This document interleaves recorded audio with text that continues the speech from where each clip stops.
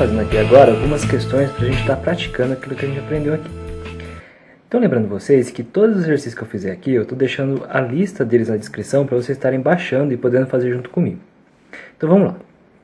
Então questão número 1. Um edifício tem 2 apartamentos por andar, inclusive no andar térreo. Os andares são numerados a partir do térreo por 0, 1, 2, 3 e etc. E os apartamentos são numerados do seguinte modo. Os do andar térreo têm números 01 e 02. Os do primeiro andar têm números 11 e 12.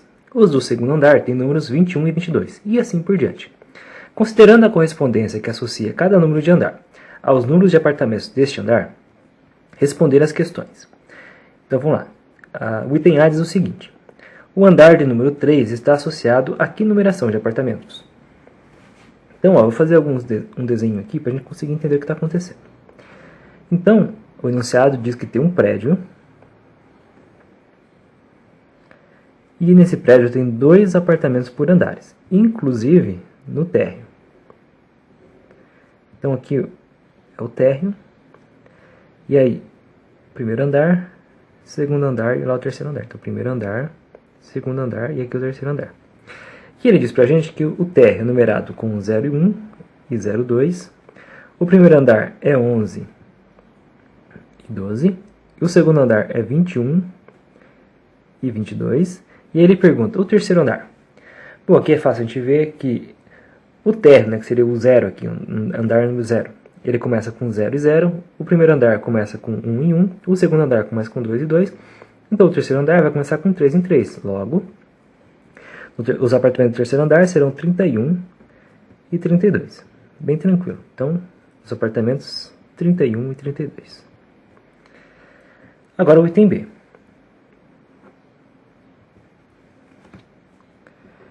E agora aqui no item B, ele fez o seguinte. A numeração dos apartamentos, né, que são esses aqui, é dada em função do número de andares. Então, a numeração dos apartamentos, 31, 32, 21, 22, é dada em função do número de andares aqui? TR, 1, 2, 3 e 4. Bom, uma dica aqui, gente, ó, é que sempre que tiver aqui dado em função de, então esse conjunto aqui será o de partida. Então, se é dado em função da numeração de andares, isso quer dizer que o número de andares vai ser o nosso conjunto de partida, que eu vou chamar esse conjunto de A aqui. E os números de andares são, ele começa do térreo, eu vou chamar o térreo de 0. Então, começa ali do 0, que é o térreo, aí 1, segundo andar, terceiro andar, e assim por diante.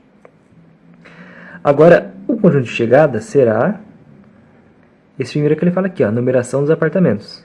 E os apartamentos são numerados como 01, 02, 11 e 12, 21 e 22, e assim ele continua. E agora vamos ver se isso aqui é função ou não. Vou chamar esse conjunto aqui de B. Bom, o térreo aqui, ó, que eu chamei de 0, os apartamentos que estão aqui no térreo são os apartamentos 01 e os apartamentos 02. Só que ó, nem precisa continuar aqui nessa análise para ver que isso aqui não é uma função. Porque olhem só, aqui do conjunto de partida está se relacionando aqui, está se correspondendo a 2 elementos do conjunto de chegada. E a gente viu que isso não pode acontecer, né? Se isso acontecer, então isso aqui não é uma função. Logo, então ele pergunta, isso aqui é uma função? Não é uma função. Então, a numeração dos apartamentos não é dada em função do número de andares. Por quê? Porque existe um elemento aqui no conjunto de partida que se relaciona com 2 elementos aqui no conjunto de chegada. Ok? Então, essa aqui é a resposta então, da questão número 1. Ok, pessoal, vamos estar fazendo aqui agora a questão 2. E a 2 é o seguinte. Ao completar o tanque de seu carro em um posto de abastecimento, o motorista olhou para a bomba e observou que havia colocado 26 litros de gasolina e que o total a pagar era de R$ 88,40. Então, item A. Ele pede para determinar o valor que o motorista teria pago se ele tivesse colocado apenas 20 litros de gasolina. Então, antes de resolver aqui, a gente precisa saber quanto que ele paga por litro de gasolina. E as informações que o exercício deu para a gente foi que ele colocou 26 litros de gasolina no tanque, aí ele pagou um certo valor para essa gasolina, que a gente não sabe, e que o total depois que ele teve que pagar foi 88,40. Bom, a gente monta essa equação, e agora para resolver ela a gente tem esse 26 multiplicando aqui o x, a gente pode passar o 26 para o outro lado, então vai ficar x é igual a 88,40 dividido por 26. E se a gente fizer essa continha aqui, a gente vai ver que isso aqui vai dar 3,40. Então agora a gente sabe quanto que ele pagou por litro de gasolina. Ele pagou 3,40. Agora sim a gente vai resolver o item A. Então, ó, agora quanto que ele vai pagar se ele colocar 20 litros? Então, 20 litros, ele paga por litro 3,40, então 20 vezes 3,40. Isso aqui vai ser igual, se a gente fizer essa continha aqui, 20 vezes 3,40, isso aqui dá R$68. Então, ó, se eu tivesse colocado, então, 20 litros de gasolina, ele teria pago R$68. Isso aqui responde o item A. Agora vamos para o item B. E o B diz o seguinte: considerando a quantidade de gasolina despejada no tanque até cada instante do abastecimento, a pergunta é, o preço a pagar é função dessa quantidade? Por quê? Bom, então aqui ele está falando, ó, é função dessa quantidade, o que vem depois aqui do é função de é o conjunto de partida. Então, se é função dessa quantidade, quer dizer que a quantidade é o nosso conjunto de partida. Eu vou chamar aqui desse conjunto de Q de quantidade, tá? Então, o preço a pagar aqui é o conjunto de chegada, que eu vou estar chamando de P aqui de preço a pagar. Então vamos lá, vamos ver se isso aqui é função ou não. Se a gente colocar 1 litro de gasolina, a gente viu que a gente vai pagar R$3,40. Então, 1 litro aqui, ó, corresponde a R$3,40. Agora, continua aqui. Se a gente colocar aqui, então, 26 litros de gasolina... Não, antes disso, se a gente colocar 20 litros de gasolina, a gente viu que a gente vai pagar R$68. Então, 20 litros aqui, ó, corresponde aos 68. Continuando aqui, isso aqui, né, tem vários valores. Se a gente colocar 26 litros de gasolina, isso aqui vai dar pra gente um valor de R$88,40.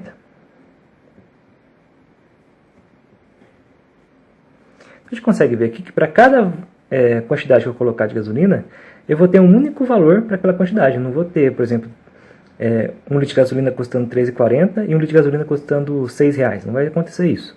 Então, para cada litro de gasolina que eu colocar, eu vou ter um valor correspondente. Logo, então, isso aqui é uma função. Então, é a função. E aí ele pergunta aqui por quê? Porque para cada valor aqui, para cada quantidade de gasolina que eu colocar no tanque, eu vou ter um único valor que eu vou pagar por essa quantidade. Então, é função por causa disso. E agora, para terminar, vamos fazer o item C agora. E aí, o item C diz o seguinte: indicando por Y o preço a pagar e por X o litro de gasolina, formular uma equação que relacione X e Y. Bom, a nossa equação aqui já fez ela aqui em cima, né? Então, se a gente falar aqui que o preço a pagar que vai ser o Y, isso aqui vai ser igual, então, o preço, a quantidade de gasolina que eu colocar, que é o X, vezes o valor que ele paga por litro, que é R$3,40, que a gente viu lá em cima. Então, a nossa fórmula aqui, que corresponde, né, os dois conjuntos, vai ser o Y, o total a pagar, é igual a X, a quantidade de gasolina que eu coloco, vezes R$3,40. E esse aqui, então, responde o item C. Beleza, então?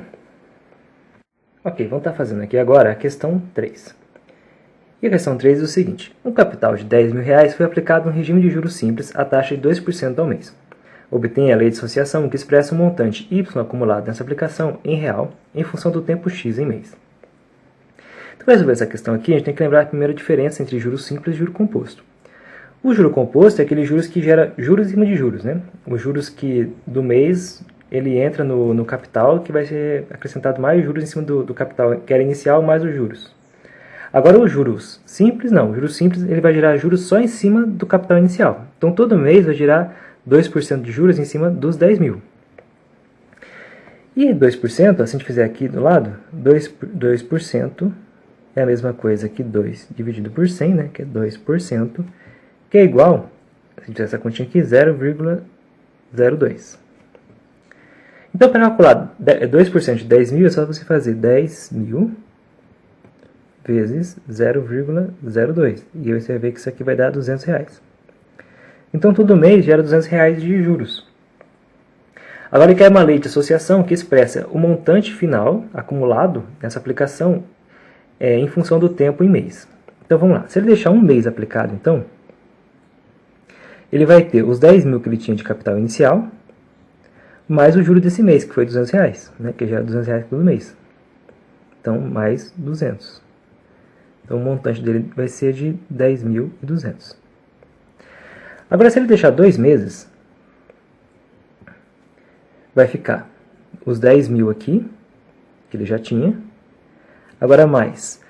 Bom, se é 2 meses, ó, no primeiro mês gerou 200 e no segundo mês vai gerar mais 200. Então ele vai ter aqui mais 400, mais 2 vezes 200. Que dá 400, então esse aqui fica o montante final, fica 10.400. Se ele deixar o terceiro mês, vai ficar o montante final depois que ele vai ter os 10.000 inicial que ele colocou no investimento, mais 200 do primeiro mês, 200 do segundo mês e 200 do terceiro mês. Então, mais 3 vezes 200. Que o montante final dele recebe 10.600.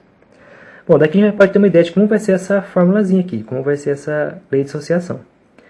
Porque ó, sempre vai ser os 10.000 que ele tem,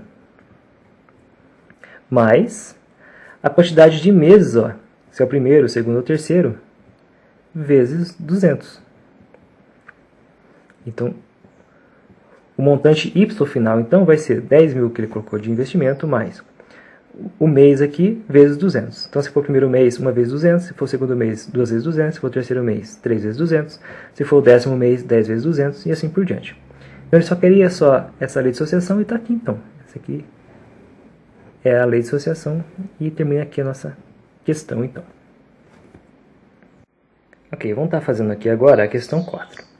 E a 4 diz o seguinte: um terreno retangular tem 30 metros de comprimento.